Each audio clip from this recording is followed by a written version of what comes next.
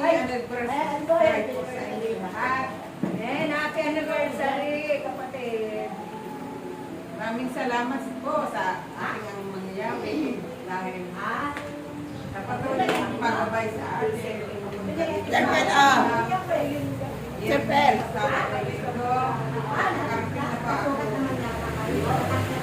Salamat sa Diyos. Salamat sa mangyayari na patuloy na magabay sa akin as ating pamilya. Maraming pagsubok, pero natulong at awa ng ating Panginoon. Nakakaraos naman po kami ng mga karamdaman, pero ano lang po yan, dinadalang magaan pong dalhin dahil sa paglilingkod ko sa ating mangyayari. Anumang pagsubok na nararanasan namin, mag-asawa, ang aking pamilya, ay magana po. Hindi po katulad noon na parang pasan ang mundo. Kasi noon malayo pa sa ating ama. Di ba, lubos na nakikilala ang aking ama. Pero ngayon na sa patuloy ng pagsunod, sa paglilingkod ko sa Kanya, tinatatag na po ako ng ating Panginoon. May mga pagsubok, pero magkaano na po dalhin. At natatanggap na po ng malabas sa kalooban. At hindi na po napapagabag ang mga pagsubok, mga kinakailangan natin sa araw-araw. Hindi na pa ako napapagabag. Pagbasa, pagising, salamat sa ating Panginoon. Salamat iba naman natin. Niya kami pinagkakaroon ng pamilya. Kaya patuloy lang akong maglilingkod sa Kanya hanggang kayo po pa at malakas pa ako. Patuloy akong maglilingkod sa ating amang Yahweh para ang gabay at tatumay sa Kanya ay lalong magpapasatag sa aking pananalig at panampalataya sa Kanya. Ang ay karamdam ko po, pinakatatiwalag ko na lang po sa ating Ama. Kung nululubon po na amang Yahweh na palakasin pa rin ako, pagalingin pa rin ako. Talagang patuloy po akong maglilingkod sa Kanya na abot ng ating mga kaya. Maraming salamat sa inyong magkapagkasmatid. At salamat sa ating Panginoon Diyos. Amang Yahweh. Hanggang may buhay. May pag-asa. Hanggang nandiyan Sister Linda, may buhay. Hanggang nandiyan kayo, may buhay. Kung wala kayo, mahina ang isa. Kailangan lahat tayo maging malakas kayo. Kaya nga naging mahina para alalayan ng malakas. Yung malakas na ngayon, ngunit bukas ay mahina, yung mahina ay magiging malakas bukas. Tsak yun. Gagawa ba ng himala sa atin si Ama? Amen. Ang himala ay hindi gagawa Sister Mel, kundi si Amang Yahweh lamang. Amen? Nandito ba siya? Kasama ba natin? Amen. Kahit na ilang peraso tayo sa unang araw na ito. Dahil ang unang araw ay talagang ito lang tayo parami. Pero kailangan maging masaya. Alam mo kanina nung nagka-dance si brother? Kaya nga doon sa loob. Oo, talagang ang tulog-tulog yung buhay na buhay. Alag yung tambo. Sabi ko, brother, may atapon pa naman. Kasi hindi namin pakayanin ang kumanta. Kasi isa lang ang mag-unit dyan sa loob. Buwang-buwang ng ground city. Kaya napakabuti ng Diyos, no? Sabi ko nga, sabi na lang natin yung manalya. Yang sabi niya. Dinala ko pa naman ang isang palimagas. Kaya mo, tricycle natin magayakan. Tunay nga po napakabuti ng Diyos, amen? Sister Lilia, na nakikita ko sa iyo, kahit still na mayroong kang sakit, karamdaman. Pero sabi na natin, hindi ko nakikita sa mukha mo. Oo, siguro baka pinintulutan lang talaga sa buhay mo yan para manatili ka talagang magdasal tinta kay Ama. Alam mo, minsan sa totoo lang, kapag tayo nagkulang, mararamdaman mo yun. Talaga ang bilis ng pasok ng masamang espiritu. Pero kapag ikaw ay nagdasal, ayan, still alive. Amen. Na kanina wala akong kabuhay-buhay. ipinaramdam sa akin ni Ama yun. Kabaho ko sa akin. Ayan, natatanggal lagi. Gusto ko kaya ako naglagay nito. Wala namang ibig sabihin yan. Para protection lang yan sa ipin. And then, akala siguro ng ipin, eh, bagagsak siya. Hanap ko siya ng abang. Nakita mo yung polyden? Kaya kikibot. Oh, sabi na natin, nanapit na. Ipagawa yung ipin na yan. Pagkatapos ng anniversary natin. Darating na. Okay na. Okay, sino yung susunod? Ikaw, B.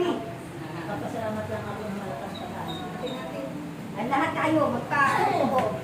Maganda tanghali po. Magandang hapon. Magandang ako sa tayong lahat magkakasama na dito. Salamat at nandito tayo at malalakang ating magkatawa. Ano, ay tayo nagkakaroon ng mga problema sa buhay na mga ano lang, mabababaw ng mga problema. Pero sa awa ni Amang Yahweh, nalalampasan natin yan dahil sa ating pananalig sa Kanya at pananampalataya. Kaya Amang, kung puso ako nagpapasalamat sa iyo ng ang aking mga hiling tungkol sa akin anak. Itong anak kong ito, pasaway talaga, yung si Joy na anak kong lalaki. Yung pulis na nawalang pa sa pulis. Kaya pasaway ka, para inila. Wala. Yan na awol, walang ano na kaso sa yung sa puto, wala. Ang kaso niya, naawol siya ng 72 days. Dahil umuwi ako sa probinsya, ng buwan mahigit. Siya naman, hindi para pumapasok doon sa dapat na, nagre-report lang siya dyan kay noong ay Gloria, nung magkulong si Gloria na may sakit kuno. Isa doon mismo, doon sa kanyang opisina, hindi siya nagre-report. Siyempre, sasabihin ng kanyang kasama, sasabihin niya, pare, i-ano mo ko, attendance, natural sa katagalan, magagalit yun na puro ka lang attendance, di ba? Sa madaling sabi, yung kanyang logbook, walang signature. Natural lamang yan, gobyerno, napansin siya. Pinupunta niya ng mga pulis noon. Sabi, pare, mag-report ka, kung askatuin mo yan dahil maaawol ka. Eh, simple, sa katigasan ng ulo, naawol. Nangihingi sa akin ng pera. Nanay, bigyan mo kami para makabalikan. Noong tinulungan na kita, pero hindi mo inayos. Basta ako tumulong, sabihin, ayusin mo. Ayaw ko na yung makikiusap pa ako din sa nagkasok sa'yo. Pero, ganun pa rin ang gagawin mo. Natural, nakakita yun. Pinabayaan mo hanggang ito na, security na siya, sister. Araw-araw, dahil security, kuya, nakiinom lagi ng gin. Ito na. Nakaraan linggo na, 2 linggo na may nakaraan. Sumakit ang tiyan. Sabi ng manugang ko, nanay, si Joy, masakit ang tiyan. Hindi naman pwede yan, Lagyan di ko ba? ng lapis. Inayos mo. Lagyan ko ng lapis. Kinabukasan, kumusta? Kunti na lang nanay. Pangalawang araw, kumusta? Wala na po nanay. Sabi ko, alam mo, Joy, tinapik ka lang ni Amang Yahweh. Kaya ka nagtaganon. Nanay, wag mo naman sabihin ganyan. Si Amang Yahweh nagbigay sa akin ng sakit. Si Amang Yahweh na nagbibigay sa akin ng kagalingan. Katapos, sasabihin mo sa akin, si Amang Yahweh nagbigay sa akin ng sakit. Hindi, ganun yun. Kasi ikaw, minsan nakakalimot ka na kay Ama. Ilang naman ako humihingi ko sa kanya. Sabi ganun. Kaya nanay, huwag mo naman sabihin, si Amang Yahweh nagbigay sa akin ng sakit. Si Amang Yahweh na nanay nagpagaling sa akin. Nagdidiinan. Salamat naman kako. Salamat dahil naniniwala ka. Kay Amang Yahweh, nananalig siya. Ako kung puso nagpapasalamat. O ngayon, pinamama nilang araw. O ano? Alas 12:50 yung ibig. O ngayon, Mag-aalauna pa lang. ano yung panira? Ngayon sabi ko, o ano, kumusta? Nanay, sabi gano'n sa akin. Nanay, basta. Hindi na uminom. Bakit?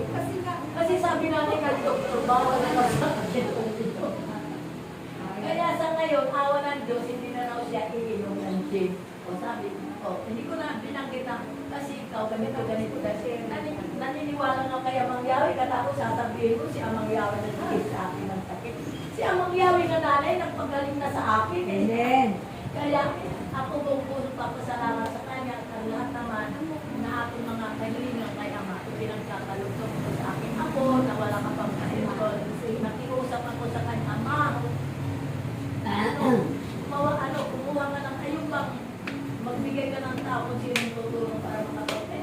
ilalim. Awa ng Diyos, kinabukasan. Nakapag-mayroon si Angel. Talaga walang Ayan na. Punasan. Awa ng Diyos, nakapag-mayroon doon sa ama. Tapos na kami. Ako buong puso pa. Ang kumakain, sabi ko. Alas 12 kasi. Ano pangangailangan ko din ang Kumain ka na, sila brother mo. Ay, alis lang ni Belia. Sa kanya. Sa Lunes, Kusina. interview ng anak ko. Sabi ko, Kain ka na. naangkin ko lang. Mga sabi, Interview lang ng mga Okay mo. lagi bibigyan ng Reference. Ano, bibigyan na?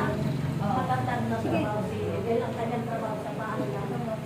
Ano lang, work from home. Yun lang ang trabaho niya. May mga ano naman si apat na account, pero iba na yung mayroon na rin ako. Kaya yun. Pero yung ako ko na lalaki yung anak hihiin. Ngayon na hindi na ama. Tinutulungan na rin na trabaho. Kaya ang araw, si Ale na nagtatrabaho. Pagkatapos pag gabi, ang nanay niya nagtatrabaho. Kaya ako buong puso papasalan kay Mang Yahweh. Kahit paano, hindi kami pinabayaan. Thank you po, Ama. Thank you. Yun Ay, lang. salamat po, ama. Salamat. Oh, sister. Salamat sa napakaganda. Ray, mayaran. Oh, wala nang bahay tayo. Launa na eh. Kinikilala na rin yung si Amang Yahweh. Ay, opo. Marunong na sila. Oo. Kilala nila siya. Lahat naman sila, pati si lahat ng anak ko. Kaya napakasarap na marinig natin sa kanya. Salamat kay Ama. Pagkatapos ng pananambaha, pagpupunaw. Okay. Okay, brother, magano naman ang bahana? Ha? Ngayon na? Okay. Sarado. Ah, si Brother. Magpapato. Walang bahan na May po. manambahan daw muna. Walang bahan daw po muna. Okay. Ay, hindi ka na. Mamaya na. Huwag muna, mamaya na po mag-direct. Okay, okay. Mamaya na ulit. Continuation. Tutuloy mamaya, tutuloy mamaya. Sino magpilit? Ako na po. O, kaya. Opo. Kayang-kaya. Kaya pa. Kayang kaya yan. Kaya, kaya kasama mo. Walang hindi kaya. Wala pa sila.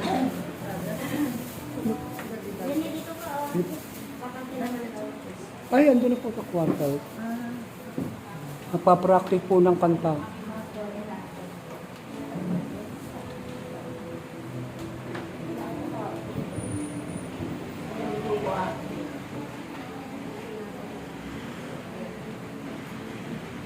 Tibeli, yung bang relo mong maganda eh, gumagana. Dirilo ko? Ha? Dirilo ko? Anong oras na dyan? Naku. Tulad kahapon. Alam mo, brother, yung lahat ng mga relo ko, Mga dekorasyon. Walang battery. Opo. Ay, tamang-tama yan. Susuot mo lagi. Pero baka bago. Opo. Hinintay ko si Ana. Kaganda-ganda eh. Maraming baterya. Kasi pagka nag-indate. Kamukha mo na si ano ah. Sino? Yung apo mo. Si Pei? Si Pei. Nasa bahay si Pei. Mamaya pa yung darating. Okay na po. May therapy na. Ganda na po natin.